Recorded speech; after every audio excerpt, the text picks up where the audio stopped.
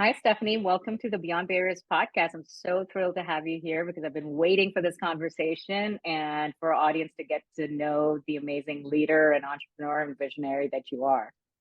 Hi, Nikki. Thank you so much for having me. I'm so happy to be here. And I know we had to reschedule a couple times and now we're ready to go. Let's do it. Hey. Well, there's a lot to learn from your story and from your journey, but I'm curious about the very beginnings. Share something about little Stephanie when you were a little girl, and what was sort of something defining about you that showed up even back then. Mm. So I'm the youngest of three children, and I'm the youngest by 6.5 years. So my brother and sister are much closer in age than I am to either of them. So I had this interesting upbringing of being the youngest, but also in some ways feeling like an only child because there was such Mm, a distance between me and my siblings. I think it made me really competitive. They were so much older and they could do so much more stuff than I could yeah. do. And I think it just made me a really competitive, kind of stereotypical youngest child where I was just going to grind my way and always checking to make sure things were fair and resources were distributed appropriately. And my family is generally a pretty competitive bunch. And so I think that came out in a really early age. And I even started playing softball. I was on a Mhm. baseball team. I was the only girl when I was 5. And then I started playing softball. I played for 13 years. So like I found that competitive outlet at a really young age. That's a great story. So how did that play out in terms of your journey and the through line of your story? Like you had to think about what is that one theme that really defined the choices you made and all the things you accomplished.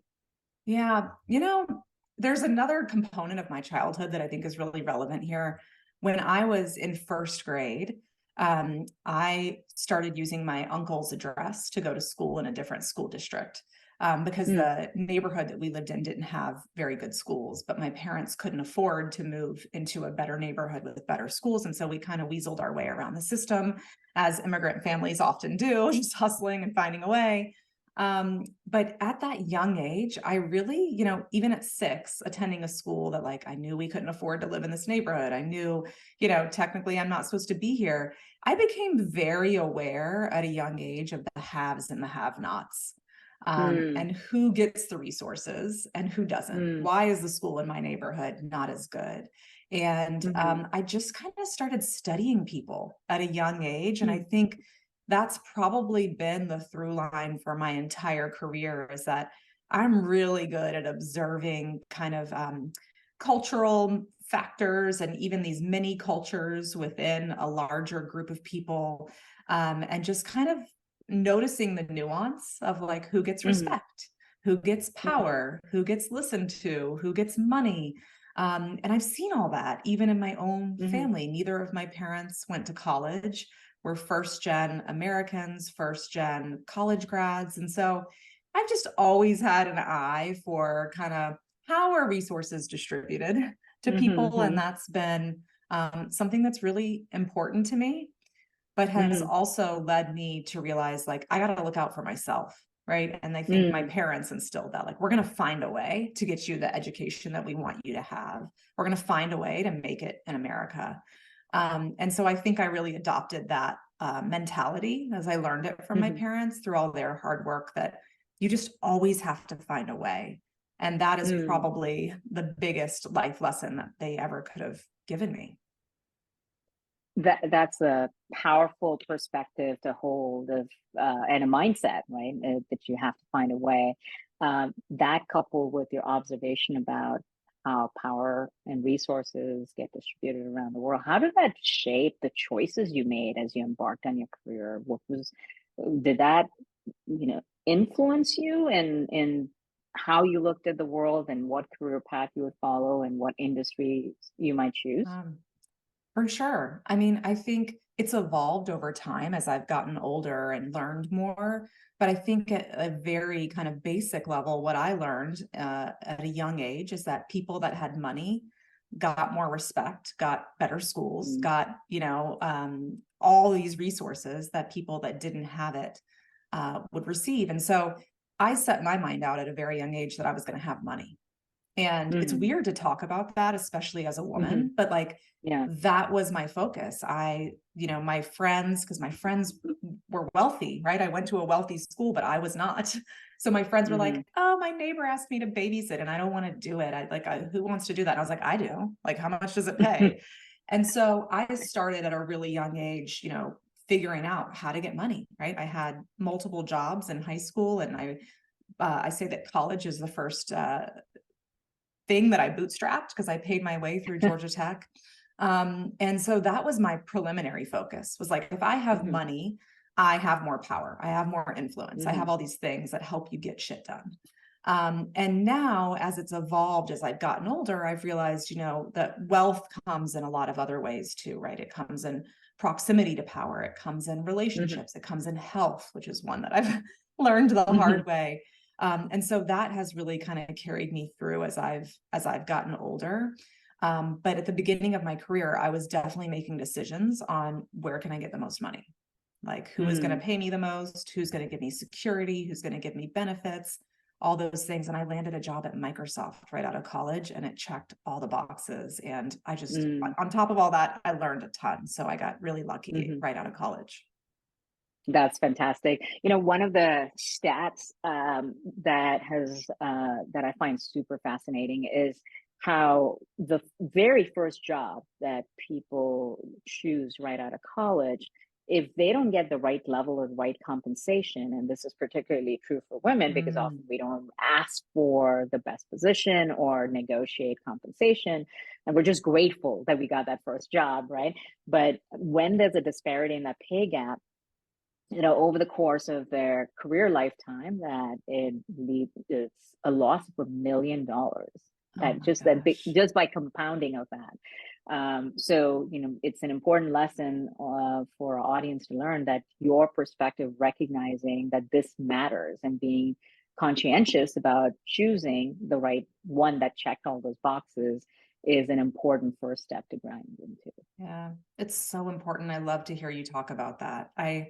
I remember an instance when I worked at AOL, and I kept Mm-hmm. asking for more money because I was in sales. So I knew exactly how much money the company was making from Yeah. my work. And my boss finally said, Steph, you make more money than all the sellers in New York. And I was like, I don't care. Like, I'm making you guys more money than all the sellers in New York. I don't care if I live in Atlanta. And I've always Yeah. been really relentless about it. Like, I Yeah. want what I'm worth and what I'm due, and I'll Yeah. change jobs if I need to. Yeah, exactly. And that confidence really comes from self-worth, right? Knowing the value you create, and that therefore you deserve a proportionate value you create. But back then, did you know, imagine that you'd be where you are today, or did you have a sense or a dream of that? I think like it was buried in my subconscious. Like, Nikki, 10 years ago, if someone told me I'd be sitting here having this conversation with you, I think I was dreaming. So I think it always felt like um, I had fallen into a really great industry right out of college. I was making great money. I could take care of myself. And then I felt very golden handcuffed at a very young Mm-hmm. age because I was doing great. And so I Mm-hmm. think it was always buried, like, man, this is maybe not the most fulfilling career for me. I have Mm-hmm. aspirations to do something more. I would love to start a business, but all of that just felt too risky. Like, how could I Mm-hmm. risk all of this luck and hard work that I've put Mm-hmm. into this career so far? So I think that I knew I could do it deep down, but had to get through a lot of fear to actually Mm-hmm. take the leap. And when you were first contemplating the idea of We Are Rosie, first of all, let's start with that. Tell our audience a little bit about the company and how you serve your clients. Sure. So We Are Rosie is the first of its kind flexible talent platform. We connect over 25,000 marketing freelancers to project-based work at brands like Microsoft and Delta and other huge global brands that need freelance or project-based talent to tackle really Hmm. important projects for their business. And how did this idea first emerge? How did you discover the opportunity? And tell us about the early sort of concept days, not when you started the company. Yeah. So it was born out of a bit of an existential crisis. So, gosh, like 6 years ago now, I quit my job, which was so out of character for me, Nikki. I had not been without a job since I was 14, and I Wow. had two babies at home. And it was terrifying, but something inside me was stirring and saying, like, now or never, which is nuts because on paper it did not seem like I should be taking any risks with two Hmm. small babies at home. And I started to make a list of, like, what are the things that bring me joy? If I'm going to do this risky thing, what is going to sustain me? What is it that I Hmm. want so badly that lights me up all the way, that I'll be willing to take this risk and to ask my family to take this risk with me?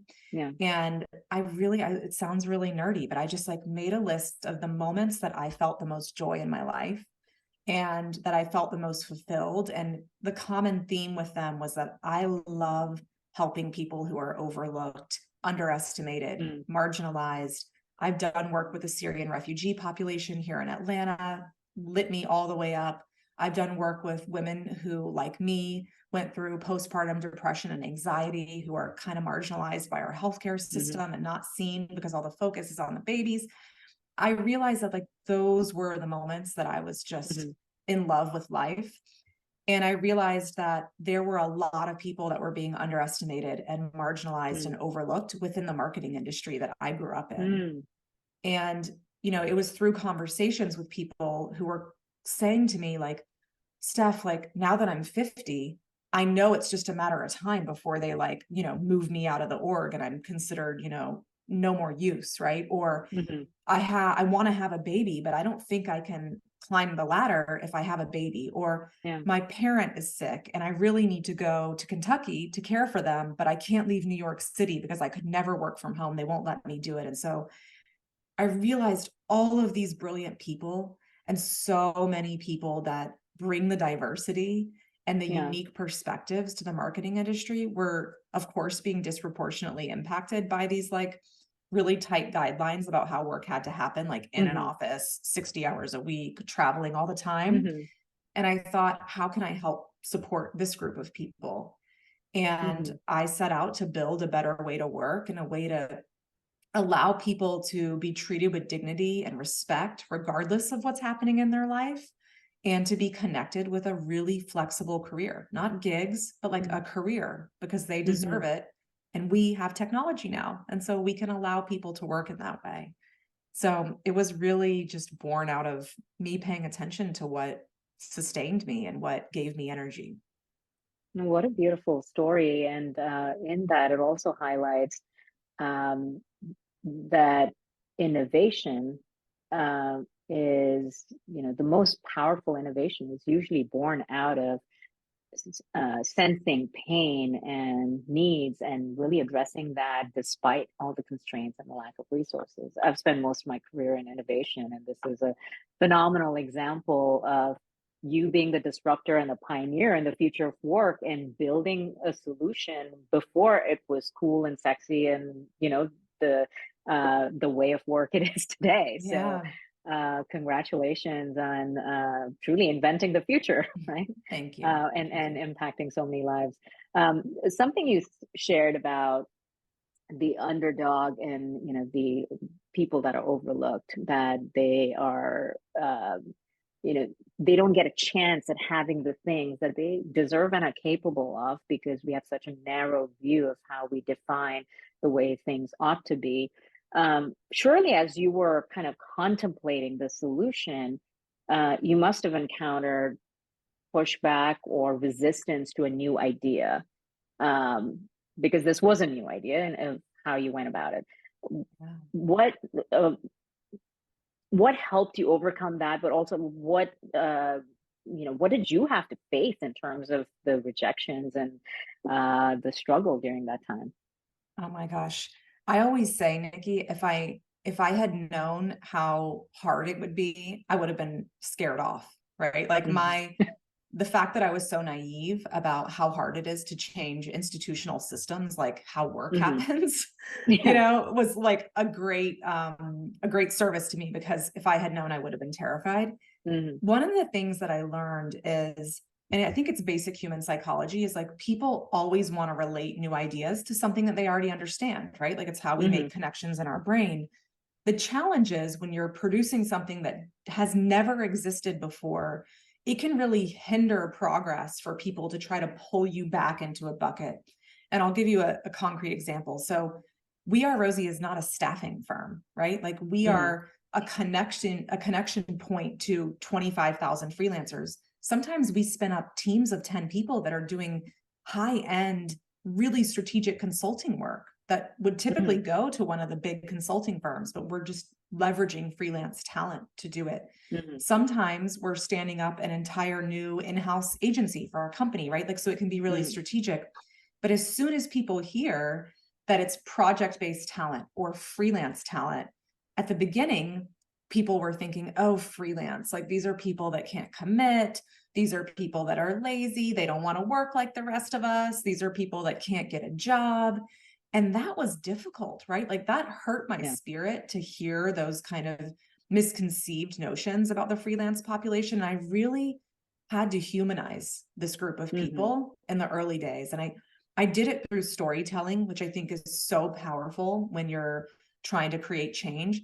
I personified the Rosies, which is what we call our freelancers on our platform.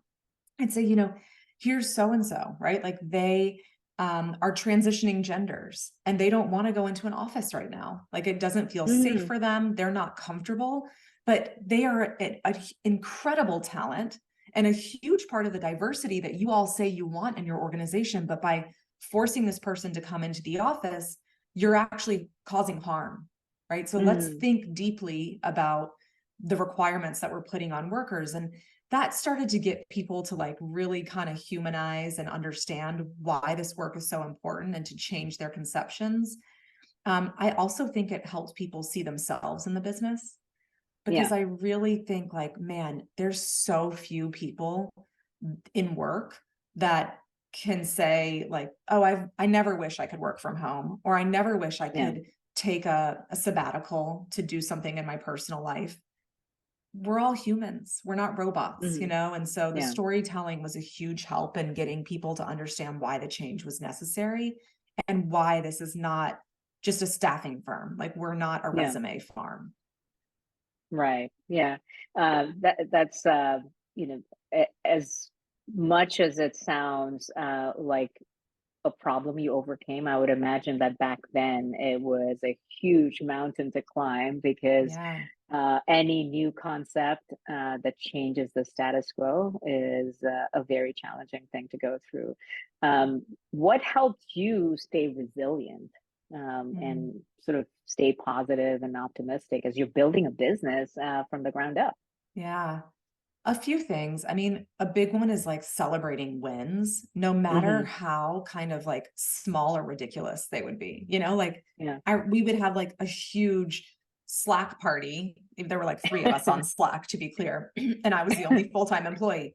But we got it. Our first invoice got paid. Like we did it. Yeah. We figured out, Yeah. because everything we just had to figure out. Like we didn't have any shortcuts because none of us had Hmm. built a business before. So even sending invoices. And I remember we started our first invoice, we gave it like a really high number because we didn't want it to be like, here's invoice number one ever from We Are Rosie. So a little bit of fake it till you make it, but we really celebrated those victories. Or we'd be like, so-and-so liked our post on LinkedIn, or like this client said that they wished they had thought of this. And so it built this momentum, even though we were a fully remote team and we weren't in the Yeah. office together every day, but we were just had a lot of gratitude for the little things, Mm. because you're right, the inevitability of the hard things was going to come, and it was really hard. It Yeah. was demoralizing at times, and it was um repetitive. When you're Hmm. building something new, I greatly underestimated how often I would have to repeat, what is We Are Rosie and how does it work? And I would Hmm. finish and someone would say, so you're an ad agency? And I was like, no, like we're not. And then I would say it to somebody else and they would say, so you're a staffing firm? And I'd say, no, or something completely new. Like, what would you do if you had 25,000 freelancers at your fingertips? What projects would you tackle? And I had to iterate, like I had to Yeah. really figure out the human psychology of like what would work. Yeah. And then what works, what resonates with procurement is not what resonates with the chief marketing Yeah. officer, you know? And so I That's had right. to figure out, it was just a lot of testing and learning. Yeah. Welcome to the world of B2B marketing and Oh my sales, right? It's a goodness. whole different beast. Yep. Yeah. One of the best pieces of advice I got around that was that, when you're building a business, choose to be clear, not clever. Mm, Because clever, taglines and all that are great for getting likes. But if you want to get revenue, you got to be very clear where you yep, stand. And it's the lesson that I've personally learned the hard way. for sure. But the iteration is what gets you there eventually. Yeah. Tell me the inspiration behind the name itself. Yeah. So the company is named after my youngest daughter. Her name is Margot Rosie.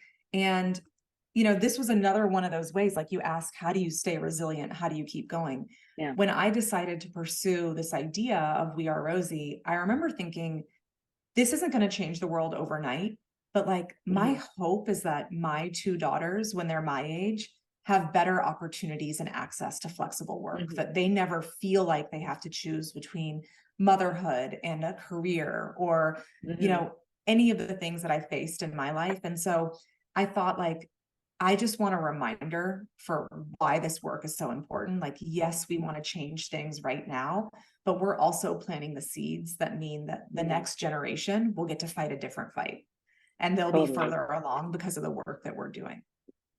Totally. And what a great tribute, right? Not just to your daughter, but to the entire next generation, because that's the world we're headed towards, where Yeah. flexibility is no longer just a nice to have. It's so key to the quality of life that Yeah. we all desire and hope to live. Yeah. Um, when you think about to the time of, like in every business, there's massive ups and downs, particularly when you think about cash flow management and all of that. It's one of the biggest lessons you learn as an entrepreneur that, it doesn't matter what the numbers are, it's the cash in the bank and all of that. Did you raise funds? Did you kind of, manage the growth through revenue? And what were some of the hardest times that you had to encounter and learn from? Ooh. So we're fully bootstrapped, right? Until we brought Wow. on private equity investors a couple years ago. And so the early days, the rapid growth, the insane kind of month over month growth and Hmm. doubling the size of the team was all happening while we were bootstrapped. So I Hmm. started the business with $10,000. So that's what my Wow. husband and I had agreed we'd put in. And we also agreed that I had about 6 months, right? I was the breadwinner for the family before I quit my Yeah. job. And so we said, okay, we're comfortable with like 6 months of no pay. So that turned into 2.5 years of no pay. It turned Wow. into selling our house and moving into a smaller home. And while I have the most supportive family, like never Hmm. even an ounce of a guilt trip or even an ounce of disbelief in what I was trying to accomplish, the pressure that I put on Hmm. myself of I'm getting deeper and deeper. Like we Hmm. are really putting a lot. And also my children are sacrificing and they didn't sign up Yeah. for this, right? They're really Yeah. small, but I'm not around much, and they're at a Yeah. really important age. And so that pressure was soul crushing, right? And it led Hmm. to health problems. It led to my inability to sleep. It led to panic attacks. It was wild. But I will Hmm. say, I'm really happy we didn't take external funding because it forced me to be a really smart businesswoman and to Hmm. negotiate and, to make sure I was getting the worth for our Rosies so that we could stay in Hmm. business and we could put more people to work. Yeah. And it just made us be really smart about how we were running the business. And I was really appreciative of that. Hmm. I also knew that for me personally, like in my relationship with money, I don't like owing people money. I feel like I don't like owing people anything, honestly. And Hmm. that's just a chip on my shoulder. Nikki, if you gave me $3 to catch the subway, like I would Venmo you back. I would not forget about that Yeah. $3. So I knew that it would be like, I had to get real about how I would feel with investors, even if they were the most Yeah. amazing investors in the world. How would I feel to owe somebody money? And how would that change how I think about my business? Could I think clearly if I'm like, oh, I really need to just get this person their money back? Yeah. So I had to get real about that too. And I'm ultimately, it was definitely the right decision for me, but I think it's so personal for every founder. It really is. And it's one of those things that, there is no right or wrong answer. I think it comes down to, founder personality, values, and even life stage. Sometimes Yeah. you change kind of what choices you make. But the sort of the glamour part of entrepreneurship, which is so talked about on Twitter and everywhere else, the part that doesn't get as much visibility is the sacrifices, the grind, the burnout, the depression, all of the The things that you tears. go Yeah. through. Yeah, and it's suffering alone often because of the amount of responsibility you carry professionally and personally both. So Yeah. it's uh,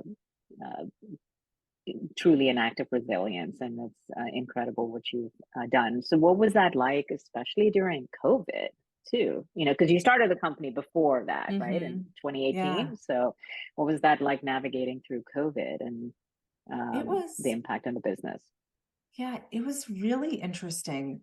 And I don't ever want to negate like the atrocity that COVID has been Mm, and all the lives lost. And I want to honor that. For our business, it put hmm some wind behind our backs. I felt like with COVID, this veil was lifted, right? Where yeah, so many people had been told their entire career, it is impossible for you to get work yeah, done remotely. It is yeah, impossible for you to get deals done without traveling. It is impossible for you to work with your children at home. And hmm the list goes on forever, right? And I yeah, think everybody kind of realized a lot of that was bullshit all at once, yeah, which was great because I totally, was going person by yeah, person by person and having these conversations. And I think everybody yeah, got the lesson together, and it really put some wind in our sails, right? Like we were already yeah, growing like a rocket ship, but it changed some of those conversations from, hey, if you're not allowing remote work, if you're not tapping into the freelance population, you're not inclusive, right? Like this yeah, is an important part of your inclusion strategy to, let's talk about the possibilities now that you can yeah, tap into anybody around the yeah, country to get your work done. So it yeah, elevated the conversation we were having with our clients and prospective hmm clients.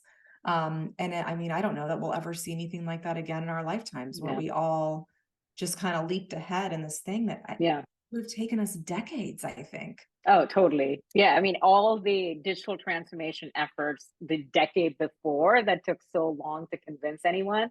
I mean, in 6 months of the pandemic, it changed right away. So Yeah. sometimes the worst, obstacles become, the ones that open up so many opportunities. Yeah.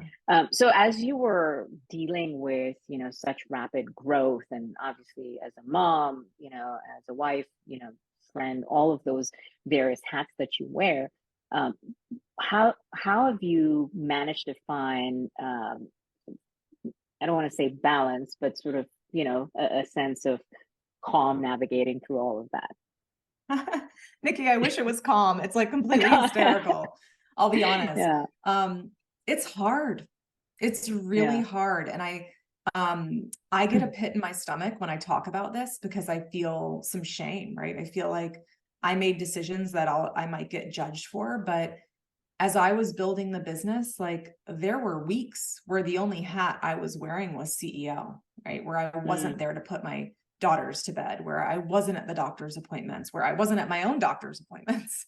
yeah, And that was just the choice that I made, like hmm I knew that I was making that choice, but I felt like we had this lightning in a bottle with We Are Rosie. We had the opportunity to change tens of thousands of lives. And it felt time sensitive. It hmm felt like we've got to show people that this can work now. And we are the ones to do it.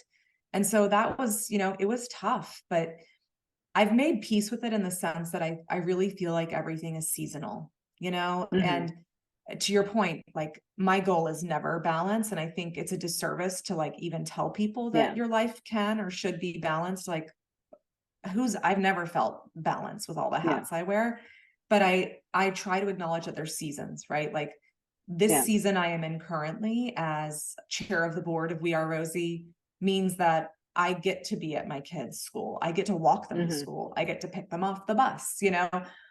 I get to go to the doctor for myself. Like I don't Yeah. get the notification that I need to do my, annual checkup and say like, well, that can wait another year. I feel all right, Yeah. even though I'm like in shambles. So Yeah. I'm in the season of kind of rejuvenation and Hmm. caring for myself and the people around me, while also focused on growing We Are Rosie, but at a different pace for me Hmm. personally. Yeah.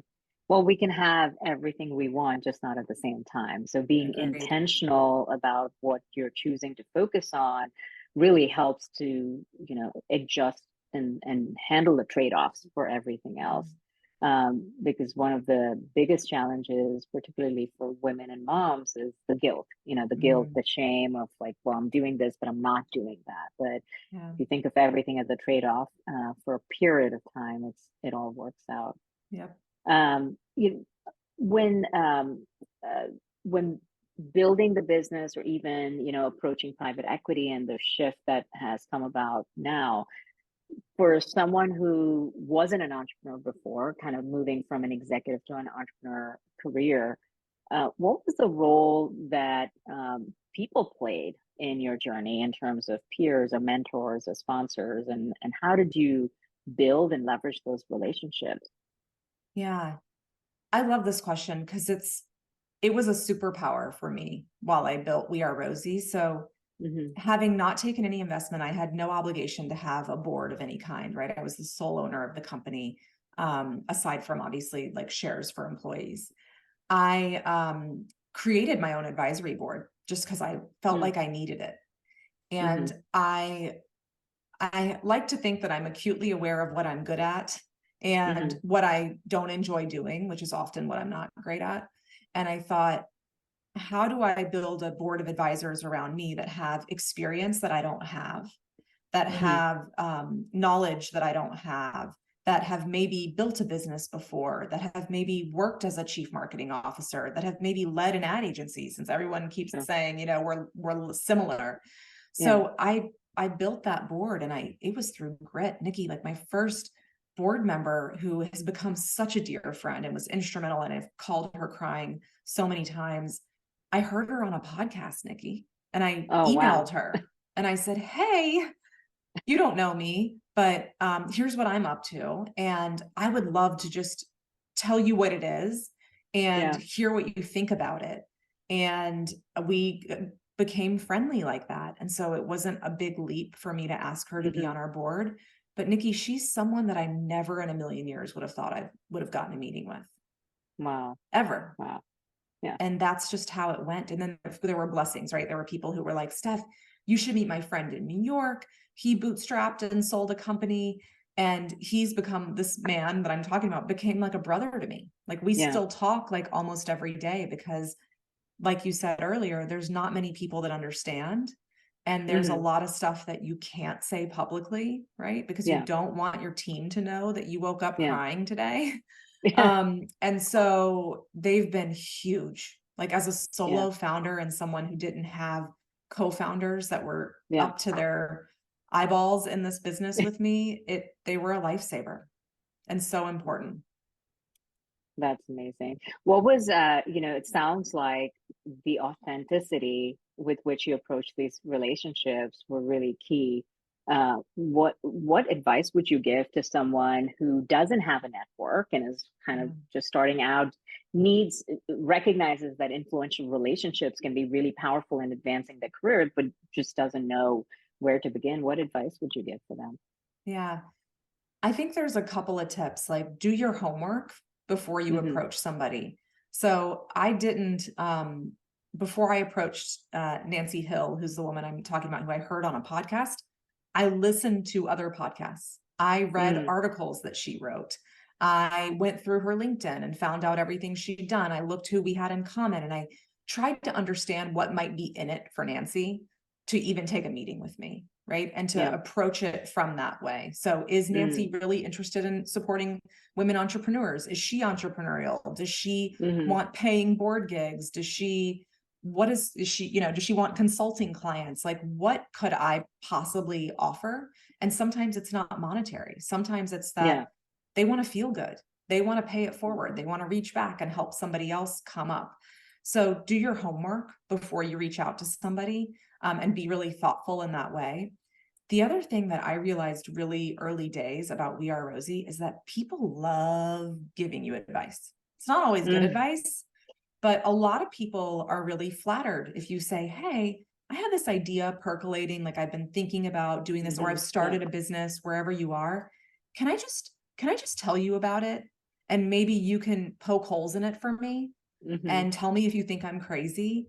And people will do it, you know, which is great. Like, because these people could be your future clients. They could be people that stop you from making a big mistake or point something out that's obvious. They could be people that tell you who your competitors are. Like, oh, this is interesting, but did you know so-and-so is doing the exact same thing? I must have had 50, will you tell me what you think about this idea? Conversations at the very early days of We Are Rosie. And they were with everybody I had met in my career that I knew was going places. And relationships, to your point, are so important because some of these people I hadn't talked to in 10 years. And maybe they were a colleague of mine back in the day at Microsoft, or maybe they were a client. I mean, the person who I brought on to replace me as CEO of We Are Rosie was the president of AOL when I worked there. He was like 4 levels above me. But I had stayed in touch with him. And when I started We Are Rosie, I was like, oh, I don't even know if he's going to like remember me. I reached out and I said, hey, I'm doing this thing. I've always admired you. Can I just tell you about it? And he was like, sure. And we stayed in touch, and look now, right? Like I never in a million years would have thought that he's would be my successor. Yeah. And it's also an incredible way to learn because you're learning from other people's experiences, and you're going to learn faster through this network effect of collective intelligence. And you and I are both part of the EY, Women Entrepreneurs Network, and it's just been such an incredible resource to not only learn and keep growing, but also it changes your perspective of what you think is possible, because that becomes your peer group of your benchmark of what is possible and what people are achieving and how you can keep growing into that. For sure. Yeah. So let's dive into our lightning round questions. So I'm going to ask you 5 questions, and I'm excited to hear your responses to these. So the first one, what book has greatly influenced you? When I worked at Microsoft right out of college, they made everybody read, in my department, made everybody read Discover Your Strengths, or Discovering Your Strengths. And it was like the first time I felt like I could be unapologetic and like, I am a hard charging, achievement focused person. And like, maybe I'm not as high up on some of these other skills, but like, can be a superpower if I focus on these. But it also taught me like, how do I bring other people along that have the complementary skills? That's awesome. What is your favorite inspiring quote? I don't know who said this, but I repeat it all the time. I'd love to know if I can figure out who to attribute it to. But it's, I had to make you uncomfortable, otherwise you wouldn't have moved. Ooh, that is beautiful. I've never heard that before. I love it. That is really great. What is a word or moniker that you would use to describe yourself? Restless. Like a real entrepreneur. What is one change, whether it's a habit or behavior, that you implemented that made your life better? I moved to the country. I left at the city of Atlanta during COVID, moved my family to the country, and I'm in nature every day, no matter what, taking calls, walking through the woods, spending time in the woods with my children, waterfalls, the whole 9. Oh, wow. That's beautiful. Well, I moved to New York City. Nikki. Yeah. New York the is pretty concrete jungle. Yeah. What power song would you want playing as you walk out on stage? Dolly Parton, 9 to 5. Ooh, I love that song. So relevant for We Are Rosie. Yeah, totally. Well, this was so fun, Stephanie, and thank you for sharing your journey and all the lessons you've learned, and most importantly, the things you've overcome that show that, as long as we are clear about what we want, we can always find a way. Just like you learned as a little girl, and that's an important lesson for everyone throughout their careers. So I'll ask you one last thing. If you had any parting words of wisdom for everyone listening or watching, what would you want them to carry in their hearts and in their minds? I think always remember that the difference between you and the people that are achieving all their dreams is that they just went for it, right? Like they believed that they could do it and that they deserved it. And don't otherize yourself. I've made that mistake of thinking like entrepreneurship is for people that are smarter than me, that went to a better college than me, that have more money than I have. And once I got in it and I got to meet everybody, I realized that's not true. These are all just people like me that are willing to take a chance and bet on myself, but you're not any less than or different than them. Like we all have it in us. Just why not me? Mm-hmm. Well, thank you so much. This has been a truly great conversation, and I appreciate you taking the time to share your journey with our audience. And good luck on everything that you build and all the impact and innovation you continue to lead. Likewise, Nikki, thank you so much for having me. This is such a full circle moment. I'm such a fan, and you've inspired me for many years. So thank you.